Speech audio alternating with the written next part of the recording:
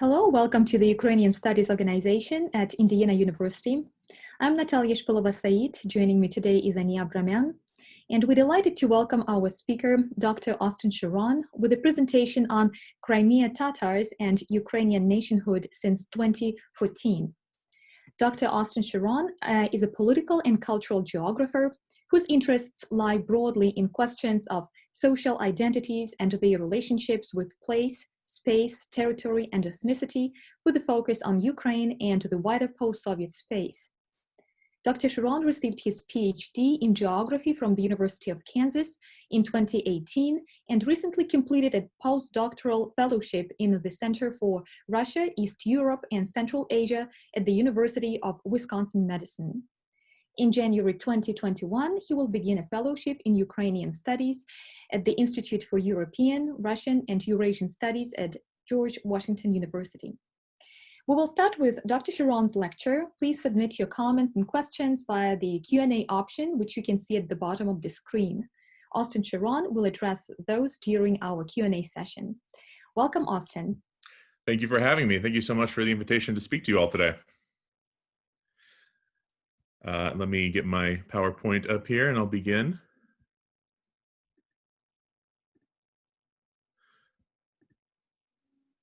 All right, can everybody see that? Yes. All right, let me hide my little screen here.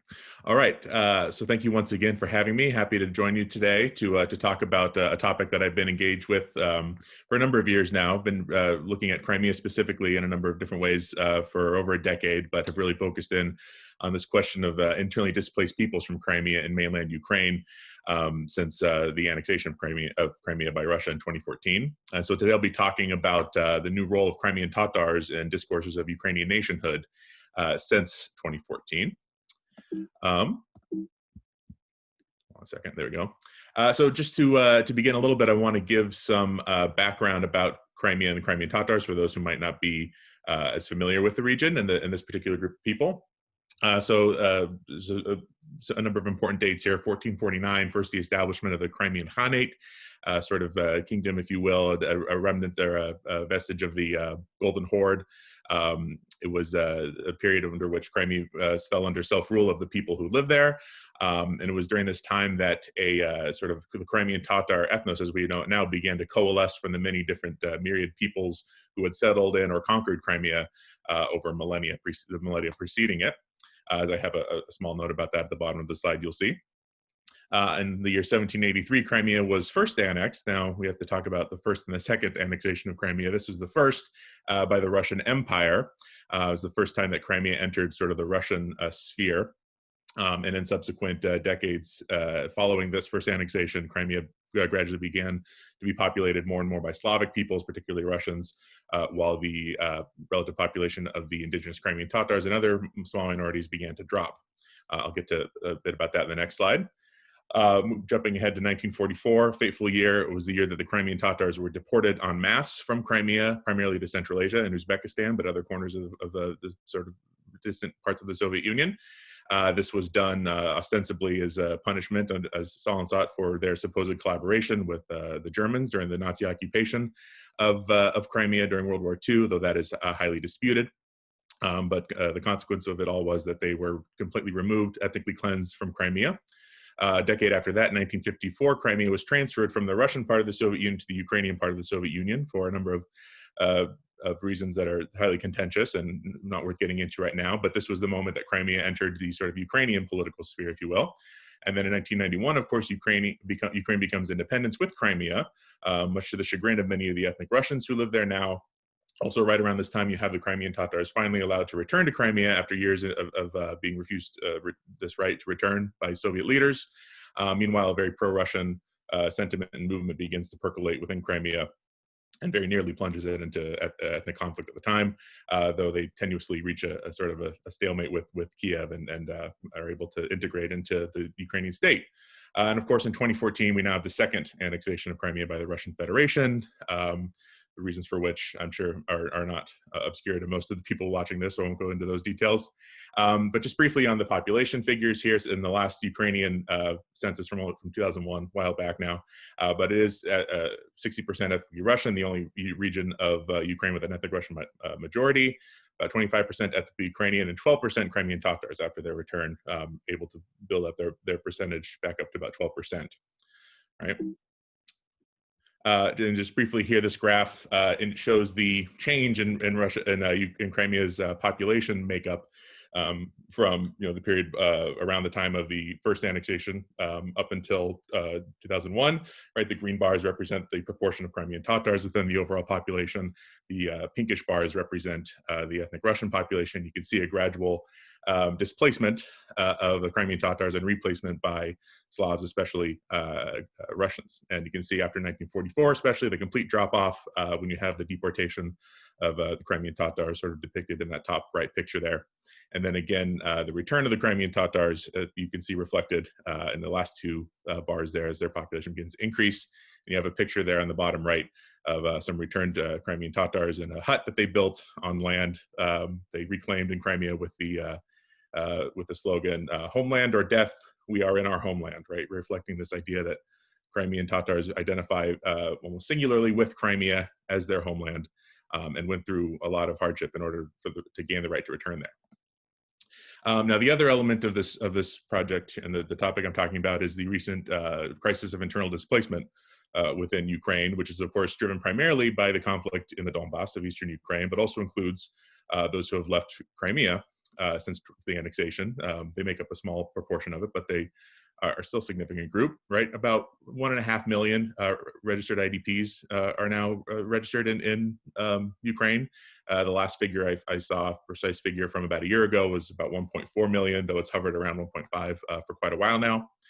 And again, only about 20,000 Crimeans are registered as IDPs, or so only 20,000 or so have registered as such since arriving in the mainland beginning in 2014.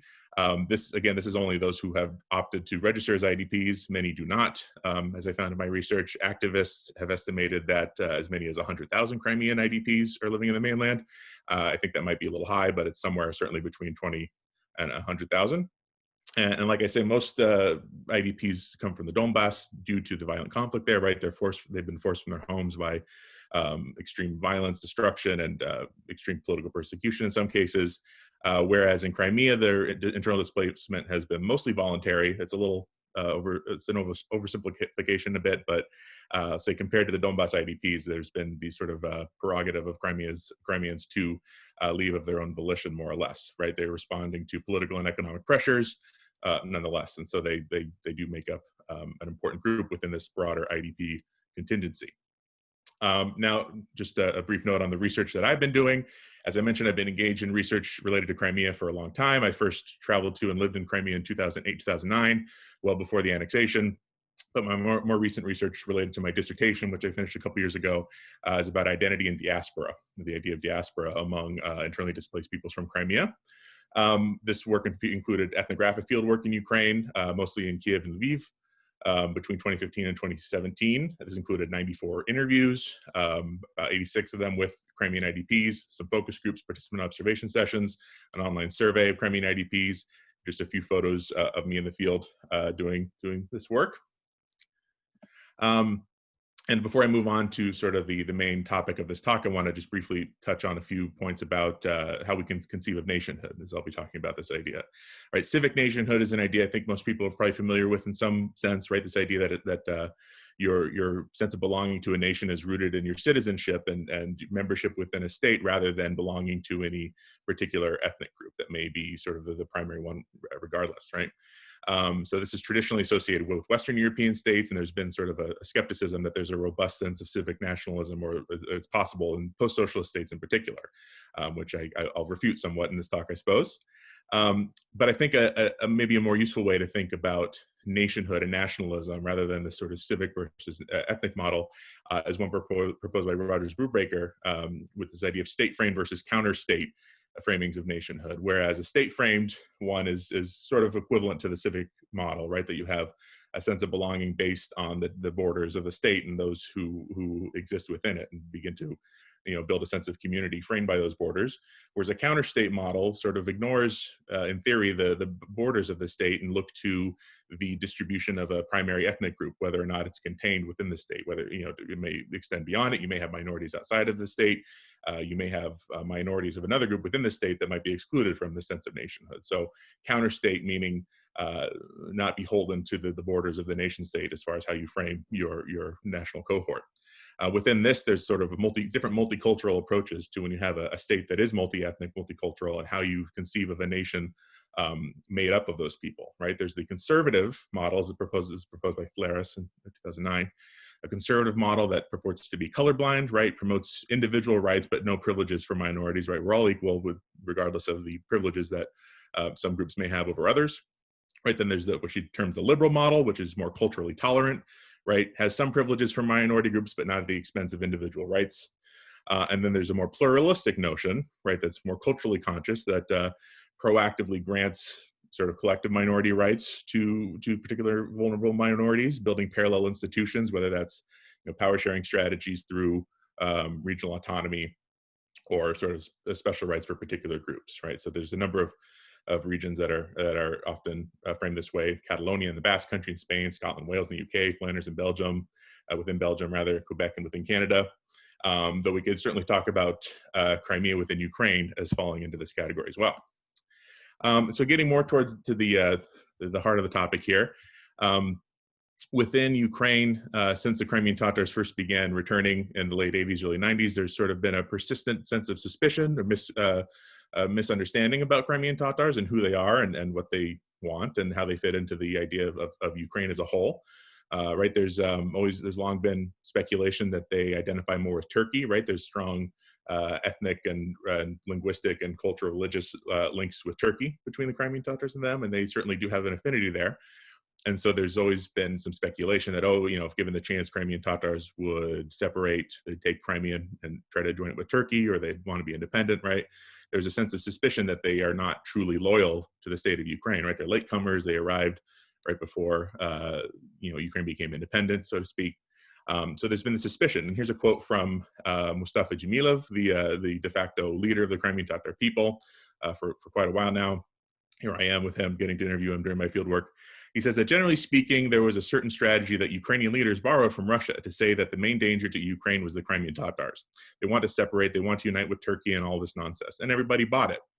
All right, so this was sort of the prevailing idea attitude towards Crimean Tatars among the average Ukrainians up until 2014, and it was manifested in a lot of ways. You might see here this picture at the bottom, a typical Crimean Tatar resettlement community after their return to Crimea. So they returned after decades of being in exile to find that their homes and lands were now occupied by others and they couldn't reclaim them. So they began, they didn't have support of the Ukrainian state at that time to really, get these lands back and to reestablish themselves. So they started just squatting on unoccupied land here, as you see these small brick huts. Eventually, many of them began to expand and turn into full-blown neighborhoods and be integrated into the urban landscapes in Crimea.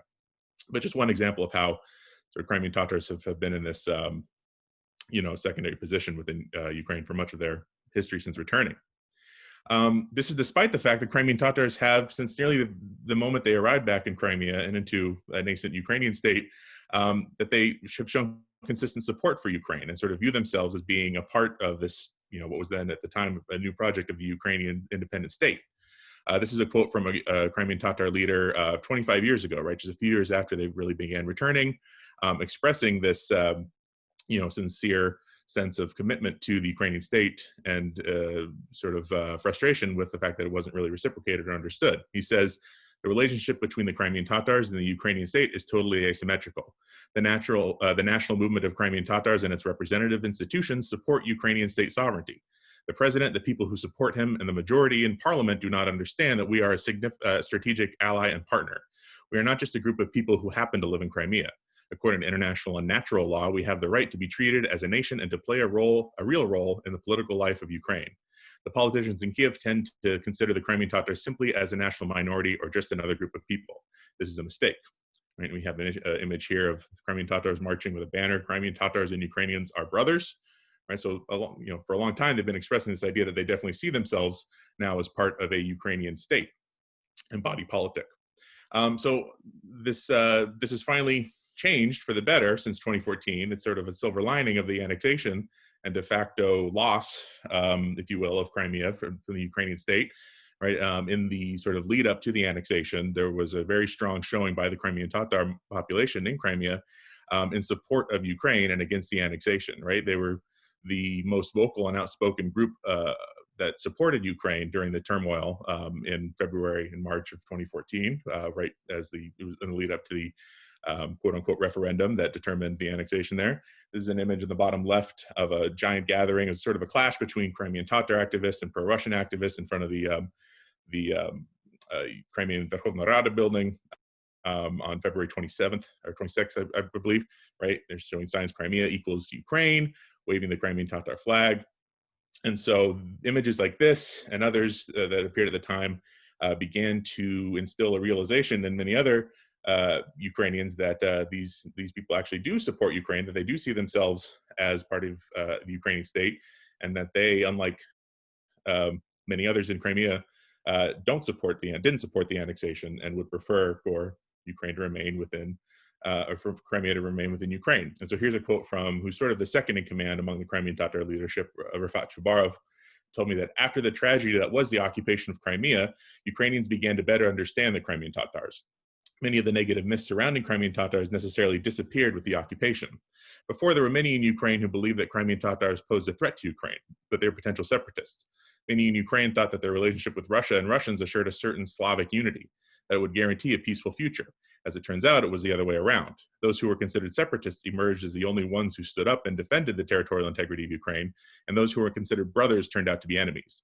The relationship towards Crimean Tatars and understanding of Crimean Tatars became much better. So there's indicating a real shift in understanding of who the Crimean Tatars are and how they fit into this idea of Ukraine. But it sort of begs the question now, going back to that previous slide a few ago, where I showed that they've been very supportive of Ukraine from nearly the beginning of their return to Ukraine. So it begs the question, why were they so eager and willing to embrace Ukraine in the first place, right? This is not a group, Ukrainians and the Ukrainian state is not a group nor political territorial entity to which Crimean Tatars had ever really had any serious connection previously, right? They returned to their homeland just as it was becoming part of this independent state. It had been transferred to Ukraine in their absence, so they hadn't even been living within the Ukrainian part of the Soviet Union. Right, so why did they become such willing participants in the project of Ukrainian state building? I asked this question to many of the people I interviewed, got a lot of different answers, and I have some quotes that represent some of them here. In some sense, there's a belief that there's there's a sense of mutual between Crimean Tatars and Ukrainians. There's a sense of having a mutual enemy in Russia. Right, here's a quote from one guy. He says, the main reason is that we have a mutual enemy. Nothing unites people like a mutual enemy. All right, and then maybe that's strong words, but it reflects the way a lot of people feel there. Another theory that I heard was that there's perhaps a sort of building off of the previous one, but like a post-colonial solidarity and compatibility, right? That they both suffered under the rule of the Russian Empire and now the Soviet Union, alongside Ukrainians. And so again, Mustafa Jamilov explained to me that this comes from the fact that Ukraine, which was always under pressure from the Russian Empire, and which also suffered many injustices, can better understand our mentality and our struggle. In fact, there is not much chauvinism in the Ukrainian nation, no sense of superiority over other nationalities. That's debatable, but that's what his perspective when I interviewed him. Keep moving my little window here to keep reading this. Another theory was this idea that there's a long-standing history of cooperation between Ukrainians and Crimean Tatars. This is a quote from Akhtem Seytablayev. Some of you may know him. He's a well-known Crimean Tatar actor and director. He was director of the movie and star of the movie Khaytarma, about the Crimean Tatar deportation. Kiborhi, more recently, he directed that as well. But he told me that the whole history of the Crimean Tatars' relationship with the Kremlin tells us only one thing: nothing good ever came of it. Nothing, never. It's the other way around with Ukraine. There's some difficult periods in our mutual history, times when we fought with each other, but at the same time, there are many wonderful instances when we cooperated with each other, even militarily. The whole history of the relationship between the Zaporizhian Sich and the Crimean Khanate shows us that nobody could defeat them when they formed a union. Not the Poles, not Moscow, not anybody ever.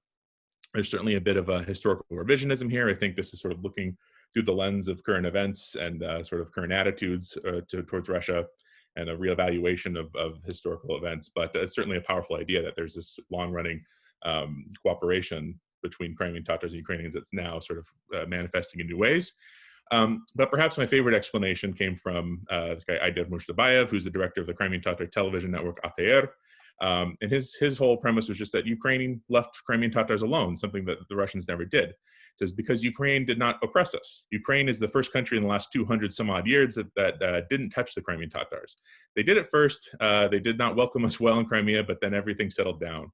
Crimean Tatars felt fine in their own homeland. There was this pervasive attitude among many of the Crimean Tatars I've spoken with that they're very self-reliant. They don't need a lot of, handouts or support from the state. If they just be left alone to their own devices, they'll take care of themselves. And many appreciated, at the very least, that the Ukrainian state didn't put too much pressure on them when they returned to Crimea, and they were allowed to sort of slowly but surely rebuild their homes there. So it's a complicated question, but you might boil it down to, for the most part, that for Crimean Tatars, from their perspective, when they arrived in Ukraine, Ukraine was the anti-Russia, right? It represented everything that Russia didn't as their sort of historical aggressor and antagonist. So that might have been the attitude, at least initially. Things have shifted now, right? Some time has passed, and now you've had an entire generation of Crimean Tatars who were born and raised in Ukraine as Ukrainian citizens. And as such, they've developed a very real and a very strong sense of patriotism and connection to the Ukrainian state. So I have a couple pictures of younger, Crimean Tatars, part of this post-Soviet Ukrainian Crimean Tatar generation. On the left, you have a young woman, of course, waving the flag with a shirt with a Tamga, the emblem of the Crimean Tatar people, and you can't really read it, but it says Tataro Banderivka, sort of a play off of the snarky shirts that came out in 2014, the Žido Banderivka, right, the sort of hybrid Jewish Ukrainian nationalist identity that they've adopted for Crimean Tatars as well. On the right here, it might be a little hard to see, but you have a young man wearing vyshyvanka that incorporates both the Ukrainian Tryzub and the Crimean Tatar Tamga into its design. So sort of, melding together these two national symbols on this very sort of nationalistic symbol of the Ukrainian vyshyvanka. So just some visual representations of this idea that, there's a generation of young Crimean Tatars who are very much Ukrainians in sort of, spirit and mentality. And here's another quote from Rafat Chubarov, the #2 leader. Says, the younger generation of Crimean Tatars has already grown up under the conditions of an independent Ukraine. And while maybe they haven't yet achieved much in terms of their social status or their financial situation, they have already breathed the air of freedom.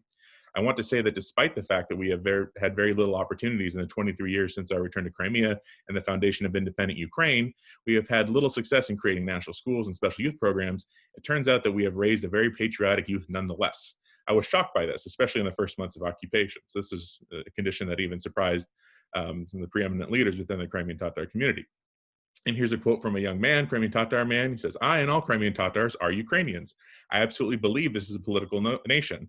And there is an understanding of this and a consciousness of it. For me, it was always like this. It isn't like it suddenly appeared, right? So it's not a new idea for these young Crimean Tatars who have grown up under these conditions their whole life. And sort of leaning into this idea even more so, this was a pretty remarkable quote I got, because throughout all the research I had done, everything I knew about Crimean Tatars, there was this very strong sense that their homeland is Crimea, that there's no ambiguity about where they're from, where they belong, what sort of territory and place they're attached to. It's been Crimea. They struggled throughout decades of exile in Central Asia and elsewhere just for the right to return to Crimea. But then I got this quote from this very young, early 20s Crimean Tatar woman who was born in Ukraine and began to explain that, actually, I think of Ukraine as my homeland, not just Crimea. So here's a quote. To tell you the truth, my relatives all say that our homeland is Crimea, the homeland of Crimean Tatars. Most of those who are older than me were born in Central Asia before they started returning to Crimea. And so for them, their homeland is Crimea, the homeland of their ancestors, of their parents, of their grandmothers and grandfathers. But I was born in Crimea, and for as long as I can remember, this was Ukraine. Therefore, Crimea isn't my homeland so much as all of Ukraine. I'm not only a patriot of Crimea, Ukraine probably comes first for me. Ukraine as a whole is my homeland, and then Crimea. Maybe my parents and my relatives will judge me for this and think that it's not right, that I'm a Crimean Tatar, so Crimea should come first. But for me, it's Ukraine. I don't know why. It's a pretty powerful moment when I heard this, because this sort of contradicted a lot of what I knew about Crimean Tatars and signaled maybe a real shift in the younger generation. But this is something affecting not only the younger generations of Crimean Tatars, but those a little bit older too, who were born outside of Crimea, whether it was in Uzbekistan or elsewhere in Central Asia or parts of Russia. and who came to Crimea as children or as young adults. And perhaps for them, Ukraine was a bit of a vague notion, what Ukraine is and how they fit into it. But ever since the annexation, since the Euromaidan for a lot of people, since the events of 2013, 2014 and their displacement to mainland Ukraine, there's been a real shift among many of them in their understanding of Ukraine and who they are relative to the Ukrainian state. So here's a quote from a Crimean Tatar woman in her 30s, said, "I realized that I hadn't known Ukrainians in Crimea and that they didn't know us. Now they are finding out. Now, even though such terrible events have occurred with the annexation and occupation of Crimea, from another point of view, it turns out that we have become closer to one another, learning more about each other's history. Things are now probably being restored to the way they should have been 20 years ago. From my perspective, Ukraine is only now coming into formation. It's been happening for 2 years. A consciousness is forming." And she's referring to the 2 years since being displaced. And this is an interview from 2016. And this other quote from a Ukrainian Tatar man a little bit older, really like this quote. He says, "I now know the Ukrainian national anthem by heart. I didn't know it before, just a few words in the melody. I would always place my hand on my heart when they would play it at football matches, but I never sang it. I just stood. I sang it with soul for the first time when I was on the Maidan, when almost 1 million people were singing it. I understood it then, and for me, that was a moment of clarity, that I am a Ukrainian citizen just the same." I think it was a pretty powerful quote, and also speaks to the role that the Maidan played in all of this, and sort of the shift in perspective for a lot of Crimean Tatars in particular, and sort of a moment of clarity, as he said, that this is a state to which they feel they belong and to which they want to belong. Along with this, there's also this sense of a nested identity. This is a term used by some political geographers to describe how people feel attached to and form an identity to multiple places, sort of multiple territorial scales simultaneously. So for many Crimean Tatars, there's this clear sense that they are both, Crimean Tatar, therefore belonging to Crimea, but also belonging to Ukraine, and simultaneously to Europe, seeing all of these nested within a larger European formation. So I have a couple quotes here that speak to that. The first referring to Crimea's place within Ukraine. This Crimean Tatar woman says, "I'm a Ukrainian Tatar, first of all, but I have a very pro-Ukrainian view. Naturally, the interests of my people come first, but at the same time, Ukraine is my homeland. I want it to be more developed, to be a more powerful state. I hope that Ukraine has a bright future ahead of it. Above all, I am a Crimean Tatar, but following this, I am a Ukrainian." And then following on that, it's a quote from an elder within the Crimean Tatar community, a man in his 60s, speaking to the role of Europe here. He says, "I truly see Crimea as a part of Ukraine, but along with this, we will not give up our rights, and we insist on the restoration of our rights. Yes, we say we are a part of Ukraine, but along with this, we emphasize what kind of Ukraine. We say a pro-European Ukraine, not just any Ukraine. Even once we've restored our rights, we won't stop fighting for political change in this country." So casting, Ukraine as part of this union of free European states committed to certain, rights and principles that they very much see themselves as adhering to and belonging to within a larger communal sense. So at the same time, as you've got Crimean Tatars beginning to understand themselves more as Ukrainians, to see themselves within this Ukrainian context, you also have a sort of reciprocal attitude within Ukraine as in a cultural, political sense of Crimean Tatars becoming more visually represented, becoming more integrated into the sort of political and social life of the state. Or as one friend of mine put it, he says, "In the dance of Ukrainian society, Crimean Tatars are having a solo." Right, and you see this manifest in many ways. Perhaps if any of you have spent time in Ukraine, particularly Kiev or Lviv in recent years, you may have started to see Crimean Tatar things popping up more often, sort of visual and cultural representations of Crimean Tatars everywhere. I've got some examples here. Crimean Tatar cuisine has become very popular in larger cities in Ukraine. Sort of the preeminent Crimean Tatar restaurant in Kiev, if you've gone, is Musafir. They've got a couple locations now. In Kiev. Of course, the cheburek is sort of the quintessential Crimean Tatar food that has been popular throughout the post-Soviet space for a long time, but is very much a favorite in Kiev these days. I have here is a stand, the second image from the right on the top is a stand for a Crimean Tatar crafts and art store, right? Crimean Tatar visual art has become more popular. There's a ceramic artist who's become very popular, and his work has become more visible. We have an ad here for the commemoration of the anniversary of the deportation of the Crimean Tatars. This was from 2016, right? They had political ads up all over the city. You have Crimean Tatar activists, young activists, doing really important work. These are the three founders of the group Crimea SOS, Krimsos, that was instrumental in supporting independent, internally displaced peoples, both from Crimea and the Donbass in the early years of the internal displacement crisis. We've got here, I mentioned him earlier, Akhtem Seytablayev, the actor-director, who's become more prominent in recent years. He's now the director of Crimea House in Kiev, a cultural an art space. I also mentioned ATR before, the Crimean Tatar television network, which was founded in Crimea some years back, but then relocated to Kiev shortly after the annexation, and is now viewable on television, people's televisions all across the country. And perhaps the most potent symbol of all of this is Jamala here at the bottom right, the Crimean Tatar singer who famously won Eurovision for Ukraine in 2016, right? This was happening as I was in the field doing my field work. It was a remarkable thing to watch and to see the reaction of the Crimean Tatar community supporting her with a song about the deportation of the Crimean Tatars, right? The song is called 1944. It was sort of a veiled critique of Russia in the current moment, sort of drawing these subtle parallels between 1944 and 2014. Right? It was a very powerful song, and it was a very powerful moment when a Crimean Tatar won Eurovision, representing all of Ukraine, and all Ukrainians could take pride in her and hold her up as a representative of their country. So this is a really big moment, of course, for Ukrainians of all colors, but particularly Crimean Tatars. You also have, alongside this, what I like to call the Crimean Tatarification of Ukrainian cultural landscapes, where you start to see Crimean Tatar themes, art, messages popping up more and more on the cultural landscape, again, mainly in large cities like Kiev and Lviv. This top one it's a little hard to see, but there's sort of an outline of Crimea behind the hummingbird there, with a poem by Crimean Tatar poet Lilia Bujurova, I believe it is, in both the Crimean Tatar and Ukrainian languages here.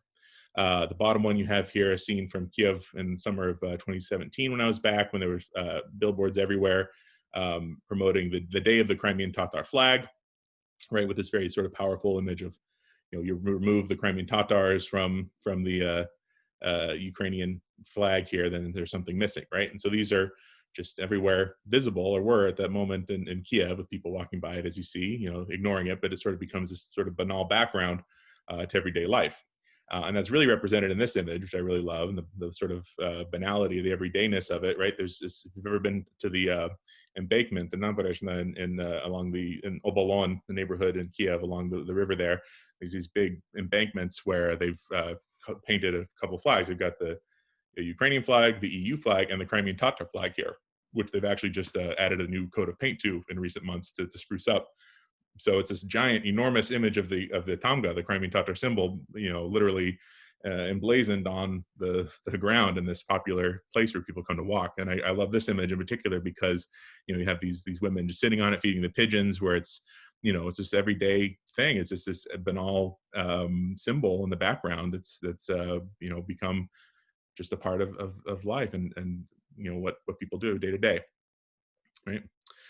You see a lot of images, or I see a lot of images to have sought them out, but attempts to sort of merge these national symbols of Ukraine and of the Ukrainians and Crimean Tatars, right? The Ukrainian Tryzub, the Ukrainian Tatar Tamga. There have been a lot of creative ways that artists have rendered this as, the two being entwined or combined in one way or another, right? This is a bumper sticker a friend of mine had, right, that says Crimea is Ukraine in both Ukrainian and Crimean Tatar languages, right? You see it on some patches, right? Some sort of paramilitary groups even adapting this, those who were sort of guarding the border for a while there in 2015, 2016, right? So there's been a lot of ways to sort of visually represent the merging and entwining of these two groups as well.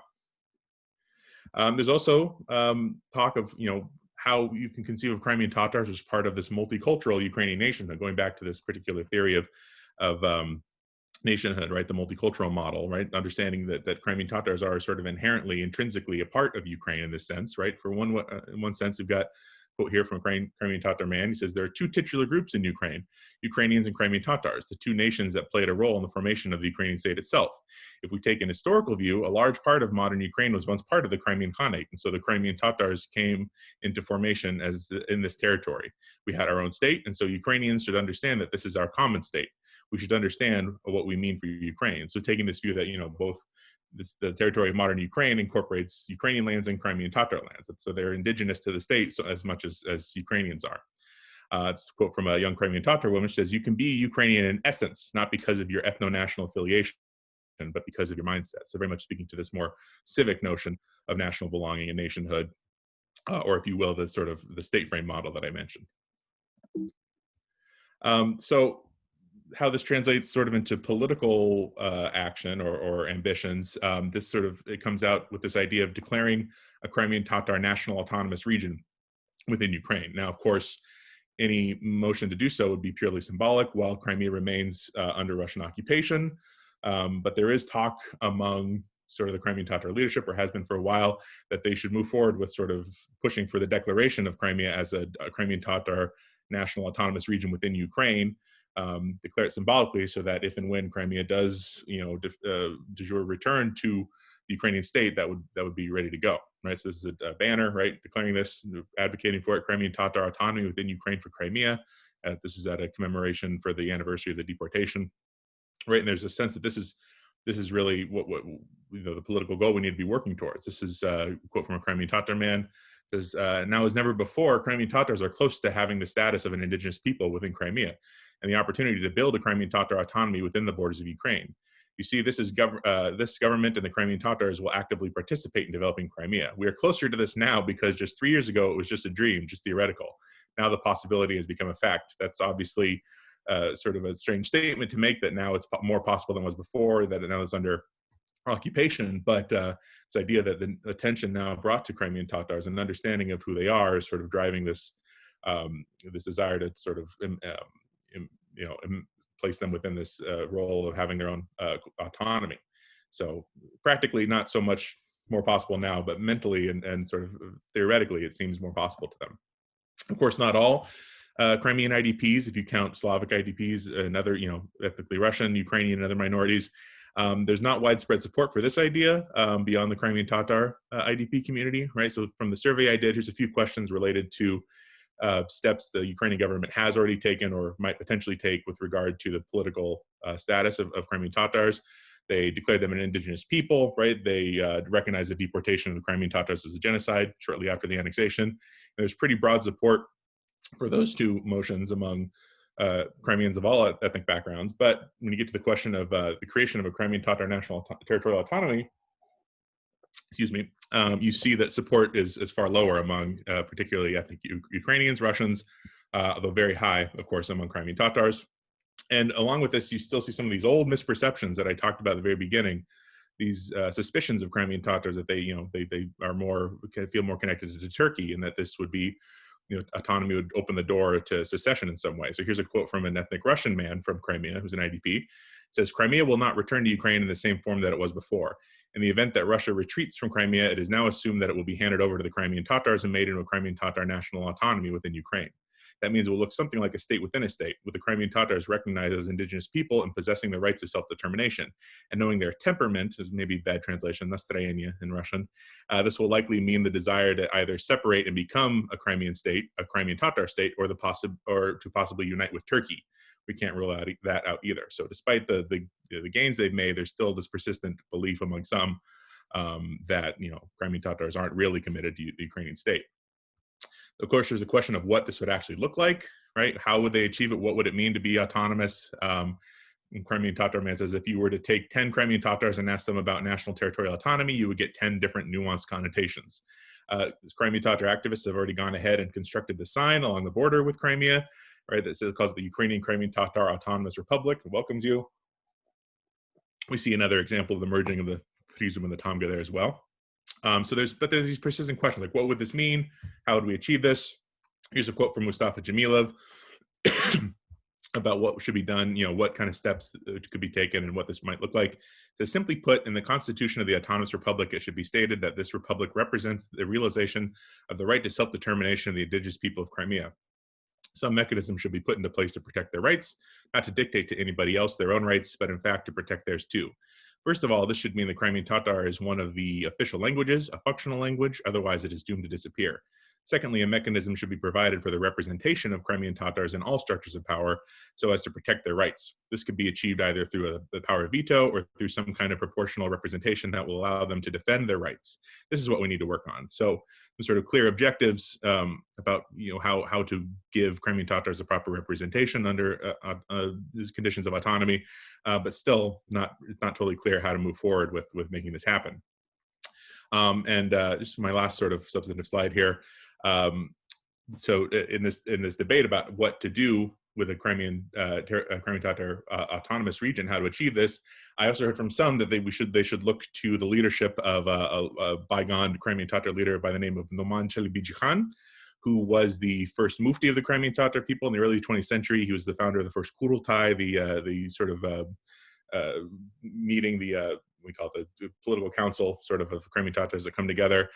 Very important figure within the Crimean Tatar community, murdered by the Bolsheviks during the Russian Revolution, but also led the very short-lived independent Crimean state among the many short-lived political entities during the Russian Revolution, but a very highly regarded and revered figure in the Crimean Tatar community now.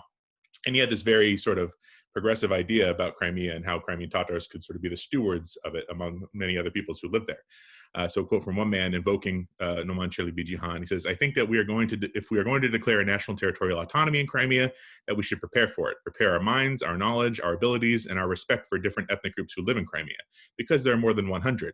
It's like what Noman Çelebicihan said, our first mufti, who founded the first Kurultay. He said that he saw Crimea as a flower garden, where there are many different types of flowers, each with their own aromas. Each one has its own color, its own unique patterns that nature has created. He had in mind the different peoples who lived there.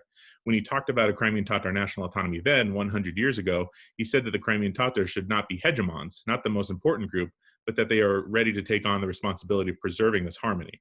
This is really the right way, and it is only in this same spirit that we should talk about Crimean Tatar national autonomy now. And so I think there's lessons here not only for Crimea, but for Ukraine as a whole, right? This idea that it's, if you want to use this sort of flowery, pun intended, metaphor of the flower garden as being this place where you have many different unique and beautiful elements to it, you need to find a way to bring them all together and under the proper stewardship. So this is the vision that he had for Crimean Tatar, and which informs the Crimean Tatar attitude both towards Crimea and the Ukrainian state as a whole.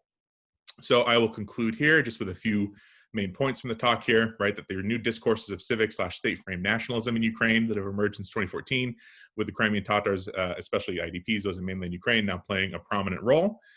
Many Crimean Tatars and their advocates espouse this more pluralistic vision, going back to my slide at the beginning of the presentation, of Ukrainian civic nationhood that includes the symbolic declaration of a Crimean Tatar national autonomous region within occupied Crimea, whereas some Slavic Crimean IDPs might adhere more to this sort of conservative or liberal model that I mentioned, multiculturalism, opposing the granting of parallel institutions and special rights for minority groups, and sort of having issue with this idea of a Crimean Tatar national autonomy.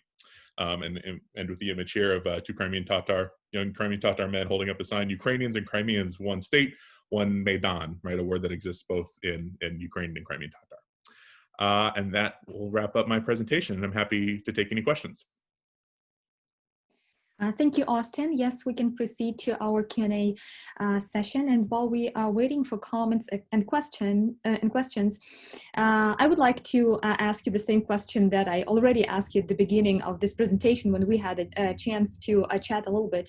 How did you develop your interest in Crimea? As far as I can see, as far as I can tell, this interest appeared long before the annexation of Crimea in 2014. That's true. Yeah. As I mentioned, I've been engaged in work related to Crimea for about 12 years now, beginning with, I had a Fulbright to Crimea in 2008, 2009. And the reason I ended up there was because I was broadly interested. I was a geographer interested in political geography, and I was really interested in the various sort of enclaves within the post-Soviet space that had devolved into sort of ethnic conflict in the breakup of the Soviet Union. I was really interested in places like Abkhazia and Nagorno-Karabakh, very relevant right now, Transnistria, Chechnya, these places. And I kind of became interested in the question of why some of these places devolved into ethnic territorial conflict, and others that were predicted to follow this model didn't. And at the time, Crimea was sort of the example, the outlier, the region that seemed to have all the elements necessary for this sort of conflict, but where it didn't happen. Of course, we know now with hindsight that the conflict was just simmering, right? It came in 2014. It didn't come in the early 90s like it did for the other ones. But so at the time in 2007, when I was getting ready to apply for Fulbright, I was interested in this topic. I could have applied to various places in Russia where this regions that might have become a conflict and didn't, like maybe Tatarstan or something like that. But really it was the fact that fewer people applied for Fulbrights in Ukraine. And I knew that Crimea was sort of in the same category. And I visited Crimea briefly while I was studying abroad in St. Petersburg. So I thought, oh, that would be a good place to explore this topic. So that I went in with this project meant to look at the politics surrounding this question of a conflict or a potential conflict in Crimea and why it evaded it. But as I was there, I sort of lost interest in that question per se, specifically, and got more interested in the Crimean regional identity that I saw on display there and how strongly people identified as being Crimean. And that topic sort of became the main thread through my research from that point on. That was the topic of my master's thesis, Crimean regional identity, and it very much informed my research for my dissertation about what it means for, a sense of identity for Crimeans who have been displaced to mainland Ukraine, how they're still attached to Crimea, how they see themselves as part of, as Ukrainians within Ukraine, and this question of identity and how it's tied to place, particularly Crimea. So it's a long answer, but that was sort of how I ended up becoming so fascinated and interested in Crimea. And then when the annexation happened, of course, I was already well positioned I was already had a bit of expertise on the topic, so well positioned to continue on with it. Yeah, thank you. Thank you, Austin. It's a long journey. And we have our first comment and question from Emily Chanel Justice. Austin, thanks for the great talk. Can you discuss how claims about indigeneity and national autonomy for Crimea are or are not used to gain more international attention for Crimea? Is part of people's support for a European Ukraine connected to these claims for autonomy?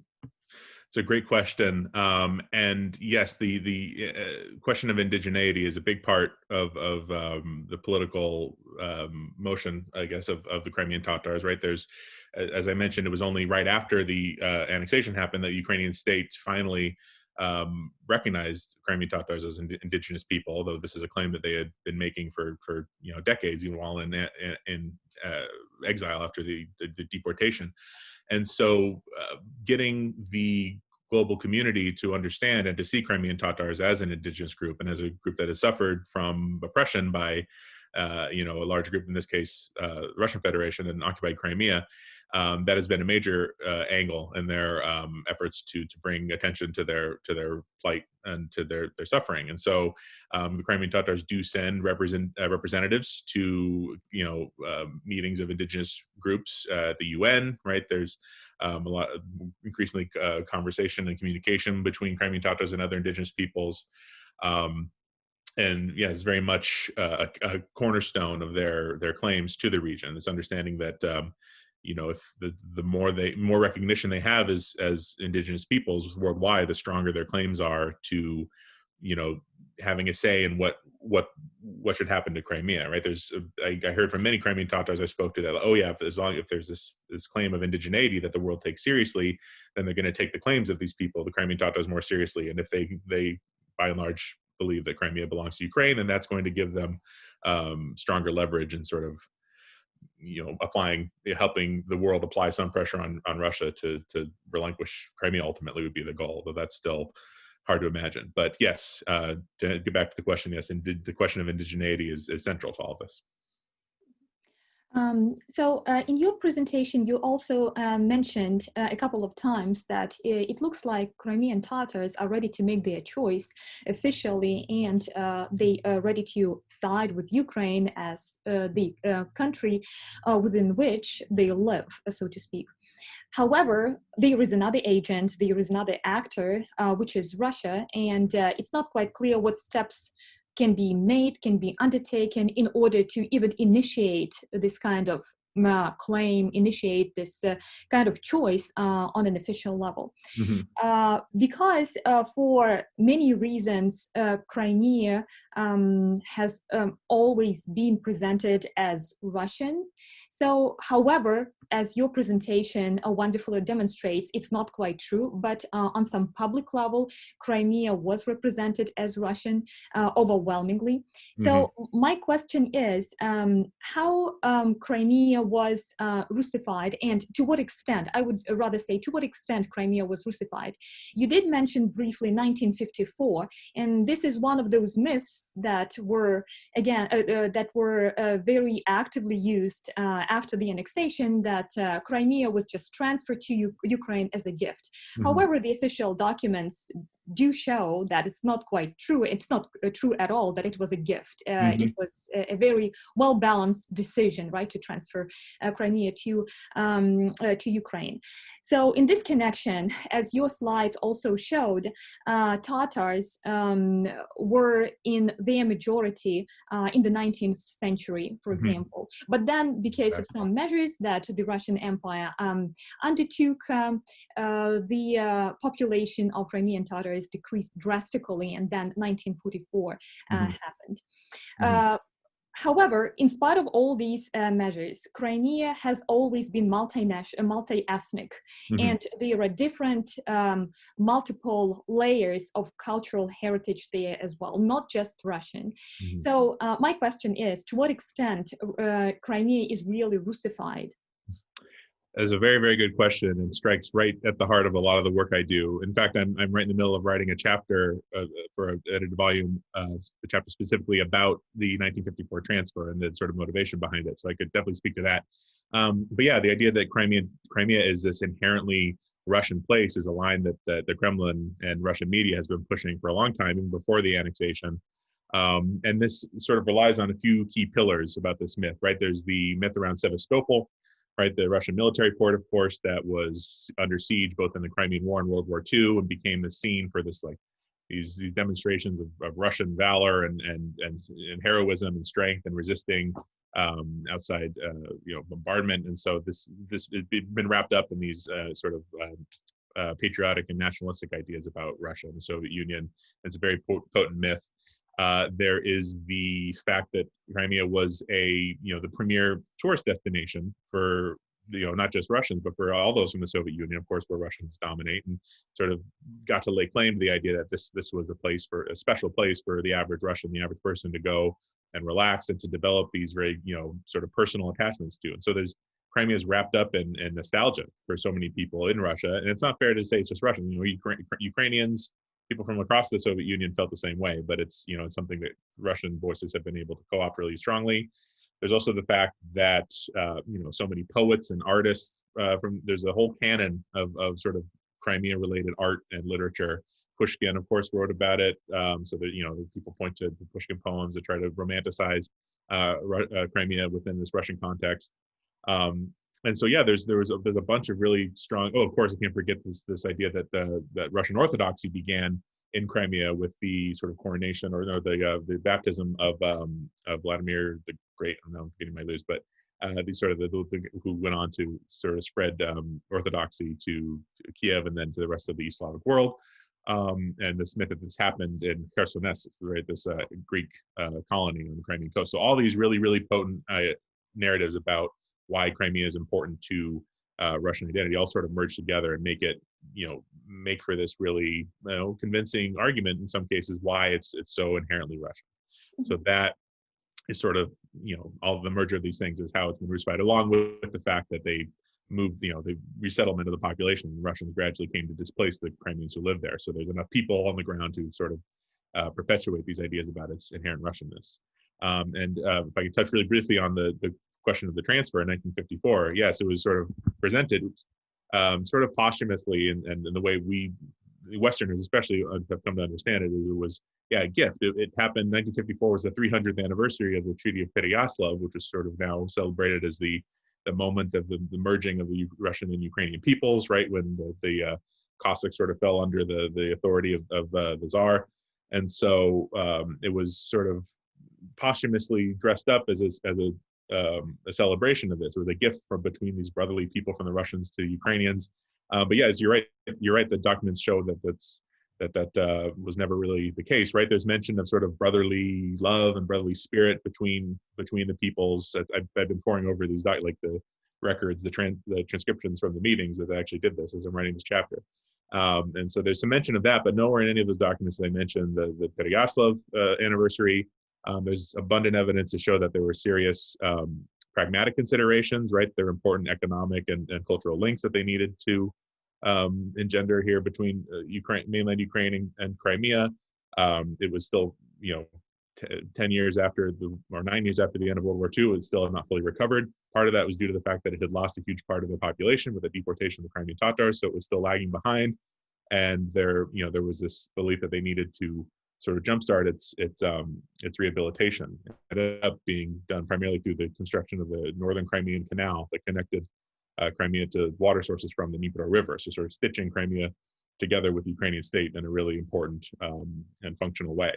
And so, yes, you're absolutely right that this sort of gift narrative doesn't represent the actual processes that went into transferring Crimea to Ukraine. Thank you, Austin.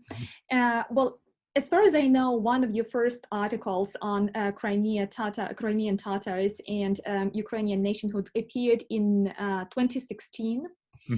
In one of the journals, and you nicely open your research with a quote. Скажи мне, чей Крым, и я скажу, кто ты. Tell me who's Crimea, who has Crimea, or who owns Crimea, and I'll tell you who you are. And then this kind of a quote is some sort of a battle for other two narratives. One of them is Krym nash, Crimea is ours, and Crimea is Ukraine, Крым це Україна.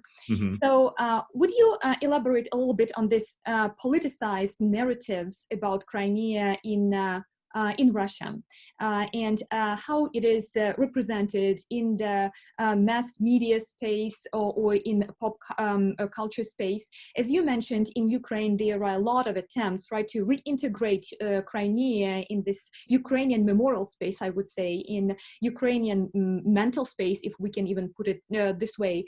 You mentioned Ahtam Live, and of course, Jamala's song is a very strong argument for this reintegration of Crimea into Ukrainian cultural space and memorial space as well. What about Russia? Yeah, so unfortunately, Ukraine has been at a disadvantage in this battle for controlling the narrative for all the reasons that I explained in your last question, right, about the myth surrounding Crimea and how Russia has had the advantage, time-wise. It's been developing these myths for a long time, and it's only since Ukraine has become independent that there's been a real attempt to develop a narrative that sort of paints Crimea as being something intrinsically Ukrainian, because it's transferred late, and it's only as an independent state that it's sort of been integrated into these narratives. And so yeah, there's these attempts in Ukraine, but again, Russia has the upper hand, and of course they have the actual, they're in control of Crimea, and they can control the narrative quite strongly there. So in Crimea, I haven't been back there since the annexation, but I understand there's you see billboards everywhere, you see a lot of propaganda that really celebrates the union, or the reunification of Soedinение, as they say in Russia, that is, I'm sure never to use that word, because it's I more and more I'm talking about the recolonization of Crimea rather than the reunification. And so, but it's a very easy discourse for them to perpetuate, right? That, oh yeah, like just look at Putin's speech from March 18th, marking the annexation. He cites famous battle sites from the Crimean War and from World War II, right? They have these potent symbols to draw on and to point to the fact that this is ours. This is inherently ours. We were here, never mind the indigenous people that we ethnically cleansed from it. We laid claim to it.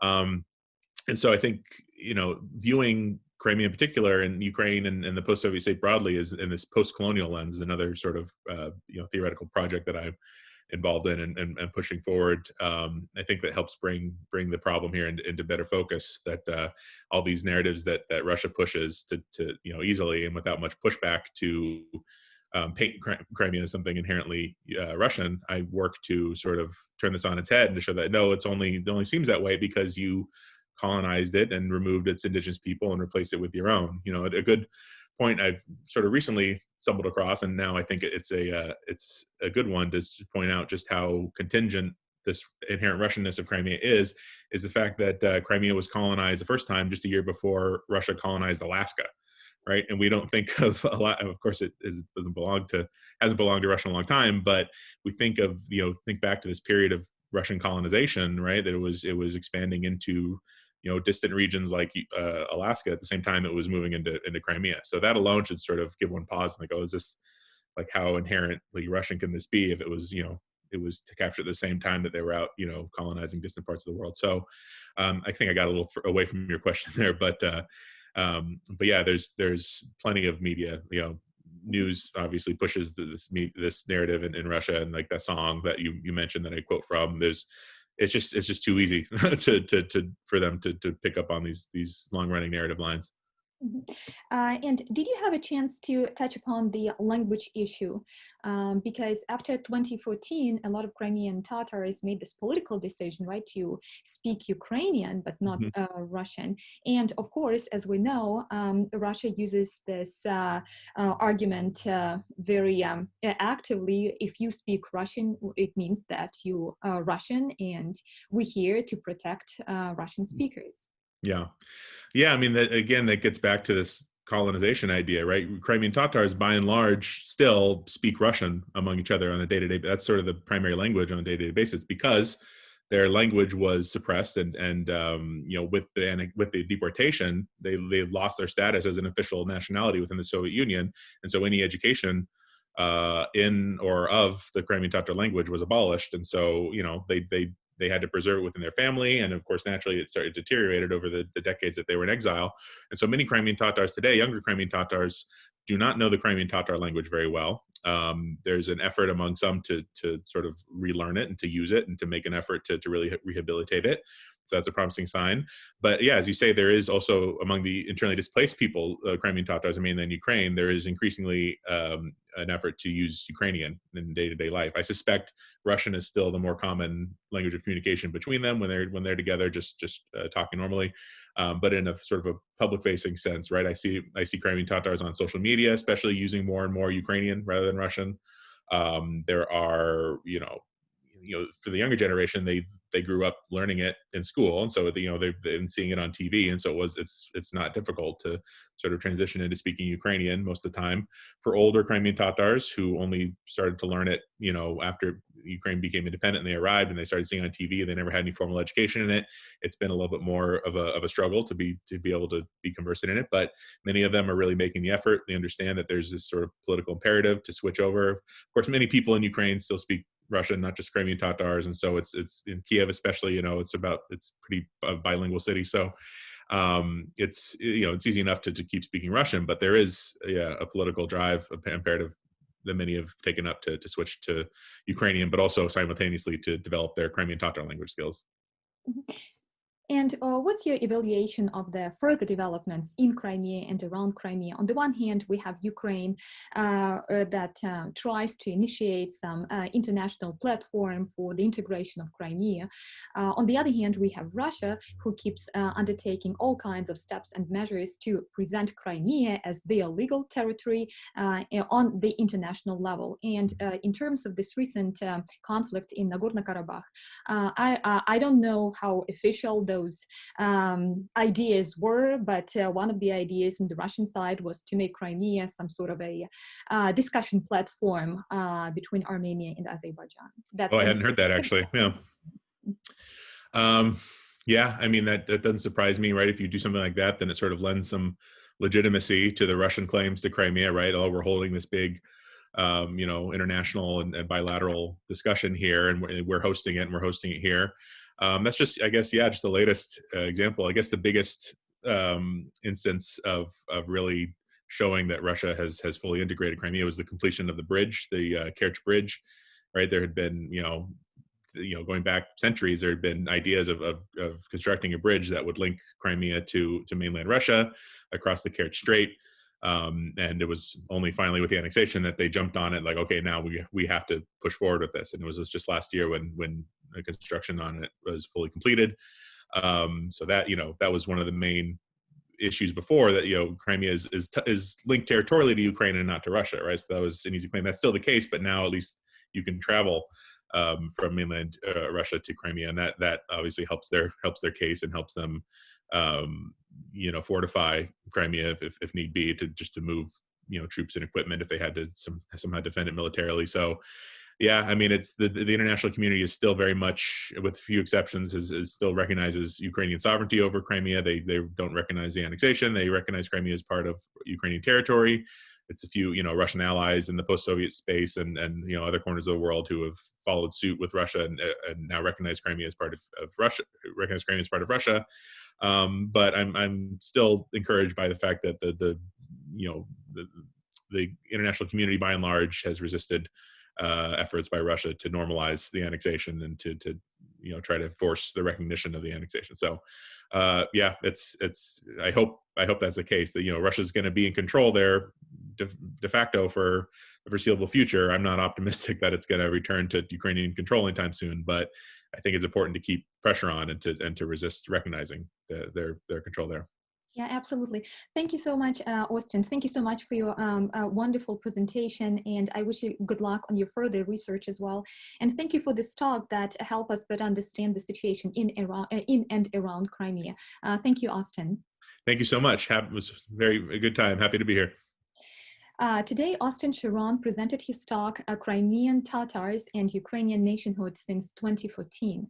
Thank you for attending our lecture today, and please join us next Tuesday. Information about upcoming events will be posted on the UkrSO listserv and on our Facebook page, Ukrainian Studies Organization at Indiana University.